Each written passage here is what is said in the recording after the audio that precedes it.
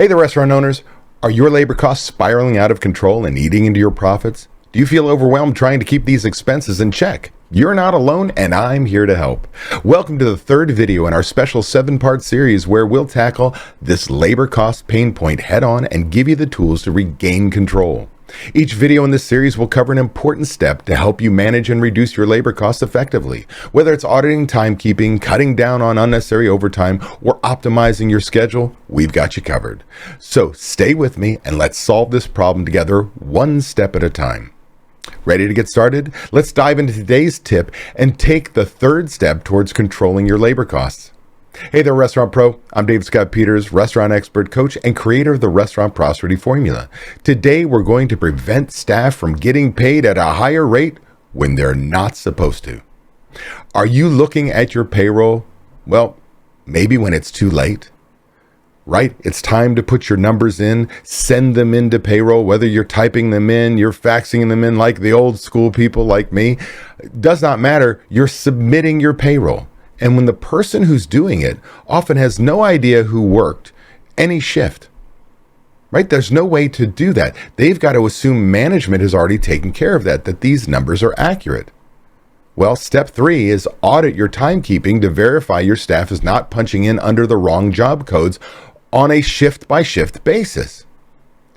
See, mistakes at this point in time, they can lead to unnecessary expenses and skew your labor reports. Why? Because your employees can often work 2 different positions at 2 different pay rates. So I might be a server and a server trainer. I might be a prep cook and a line cook. I might be a dishwasher and a busser. I might be a bar back and a bartender. You get the picture, right? Multiple jobs, multiple pay rates.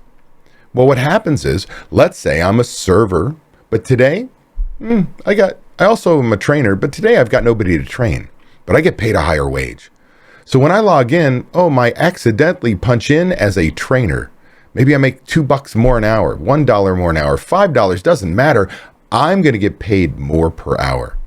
Now, if management doesn't see that, and we go through the day, we finish the day, we look at the hours, the management might verify the hours, it goes through. By the time it gets to that payroll day, when whoever's submitting it, often somebody who's doing admin, not a manager, or even if it's a manager or you, the owner, you don't know. You're not there 24/7 to see everybody and what they worked. You don't go back and look at the schedules. That would take a lot of time. So instead, we submit the payroll and they get paid more money, robbing us at the time clock. So what do? Each manager every morning not only needs to write down what time people are coming in, but what job code. They need to then go to the POS system and verify people are punching in the right job codes. This way, we're not getting stolen from at the time clock. And by the way, when you find somebody to do it, you say, hey man, you're not training today. Why'd you punch in as a trainer? They go, oh, oops, sorry. What we did is put them on notice and they won't do it again. See, the only way to make sure it doesn't happen is to have a manager inspect those numbers and make sure the employees know you're looking. Be sure to join me live every Friday at 8 a.m. Pacific time on YouTube, travel schedule permitting, where I'll get you pumped about the upcoming weekend, get you excited about crushing your goals and finding the motivation to be best you possible. Plus, I'll answer your burning questions live.